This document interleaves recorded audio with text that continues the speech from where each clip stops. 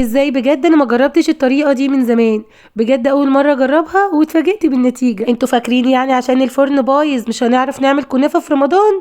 لا، ده احنا هنعمل احلى كنافه في الطاسه، اسهل واسرع كنافه ممكن تعمليها. لا وايه، محشيه كمان، هنعمل لها القشطه الكدابه او القشطه الاقتصاديه بطريقه سهله وسريعه.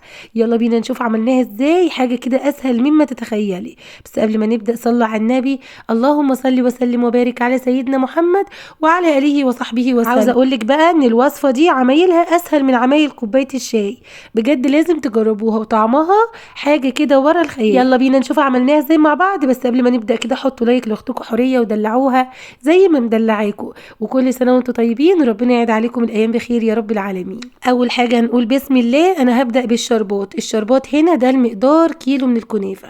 حطيت 3 كوبايات من السكر، عليهم كوبايتين من الميه وعصير ليمونه، وارفعهم على النار. اول ما يغلوا نحسب 7 دقايق ونطفي على طول على نار متوسطه. هنا بقى هنحضر القشطه الكدابه. معايا لتر من الحليب، ويا جماعه زي ما اتفقنا المكونات دي لكيلو كامل من الكنافه. الكميه اللي انا عاملاها دي كلها كده ما تجيش 300 جرام اصلا. حطيت بقى هنا عليهم 4 معالق من النشا، وعليهم 4 معالق من السكر، ورشه من الفانيليا. هنعمل كده حاجه شبيهه بالمهلبيه، وهي دي كده القشطه الكدابه بتاعتنا. لو حابين نضيف لها شويه قشطه مكعب زبده نعزز بيها الطعم مفيش مشكله. هنا كده انا عندي كيلو من الكنافه الطرح، بس انا هعمل بس كميه صغيره جدا، هعمل حوالي 300 جرام كده، لاني عاوزه القشطه والشربات هعمل بيهم وصفه حلوه قوي للجلاش، فعلشان كده عملت كميه صغيره اوريكم الفكره مش اكتر. هنبدا بقى ناخد الكنافه، لازم تكون طرح. يعني لما تروحي لبتاع الكنفاني قولوا له عايزه كنافه طرح، ما ينفعش تجيبي كنافه اللي هي المتكسره اللي بنجيبها العاديه.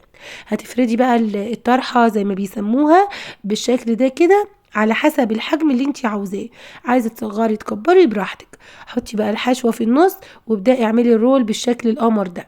بصوا الموضوع سهل ازاي، سهل خالص وبسيط، مفيش اسهل من كده. رولي بقى الكلام ده كله. طيب لو احنا مش عاوزين نحشيها عادي جدا اعمليها ساده. طب لو احنا عاوزينها مثلا محشيه سوداني، ممكن تحشيها سوداني، مكسرات، مهلبيه، كاستر، نوتيلا، براحتك خالص. احشيها بالحشوه اللي تكون راضياكي يعني، او الحشوه اللي تعجبك. يلا بينا نعمل واحدة كمان. بصوا الطريقة سهلة خالص. المهلبية يا جماعة شايفين لسه فيها الدخان، يعني لسه سخنة، فيعني او يفضل ان انتوا تسيبوها تبرد اصلا، لكن انا اشتغلت فيها على طول. استنوا بقى بعد الفيديو ده هعمل لكم بقى فيديو بالجلاش حصري رهيب. هنا بصوا بقى كل واحدة بعملها برصها عندي في صينية او في طاسة، اي حاجة بس تكون من الحاجات اللي هي مش لاصقة، يعني مش في ستانلس او ألمونيوم، لا، حاولي تستخدمي حاجة تكون تيفال او جرانيت او كده. بعد ما رصينا بقى كل الكمية بالشكل ده كده، هنزل عليهم بحوالي 4 معالق من الزبدة السايحة او السمنة. انا استخدمت سمنة بلدي بتاعت العزبة حبايب قلبي طبعا.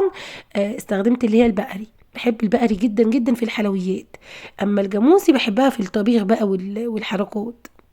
تمام، فحطيتها بقى على الكنافة وعلى نار متوسطة. ابدأي حمري الكنافة كأنك بالظبط بتعملي كوردون بلو كأنك بتعملي كوردون بلو كده. شوحيها على جميع الاتجاهات لحد ما تديكي انا بهنج يا ولاد، لحد ما تديكي اللون اللي انتي عاوزاه او اللون المطلوب. في ناس ممكن تحبها تكون فاتحة شوية، في ناس بتحبها تكون محمصة، انا بحبها محمصة. وعلى فكرة بتكون مقرمشة جدا جدا وكريسبي جدا من بره، لكن من جوه طرية تروخ غريبة، هوريها لكم دلوقتي. بعد ما اتحمرت بقى هنطلعها كده من الطاسة او من الجريل، وهنبدأ نصب عليها شربات. وطبعا الشربات بارد، يعني الشربات زي ما اتفقنا بعد 6 دقايق غلي طفيت عليه وسبته يبرد. هصب بقى الشربات، وعايزه اقول لكم ما ينفعش ترشوا بس مجرد رش، لا لازم تغرقوه بالشربات. يلا بينا بقى وانا برصها كده نقول الدعاء مع بعض. اللهم يا مسهل الشديد، ويا ملين الحديد، ويا منجز الوعيد، ويا من هو كل يوم في أمر جديد، اخرجنا من حلق الضيق إلى أوسع الطريق، بك ندفع ما لا نطيق، ولا حول ولا قوة إلا بالله العلي العظيم. وصلى اللهم وسلم على سيدنا محمد وعلى آله وصحبه وسلم. يا رب رمضان يجي عليكم وانتم بخير وبصحة وبأمن وفي ستر وفي سلامة يا رب. ربنا يا رب يفك ضيقة أي حد بيتفرج عليه دلوقتي ويجبر بخاطره ويرضيه ويرضى عنه. ربنا ييسر لكم أموركم ويوسع أرزاقكم ويجبركم جبرا يتعجب له أهل السماوات والأرض. بحبكم في الله. كانت معاكم حورية، والسلام عليكم ورحمة الله.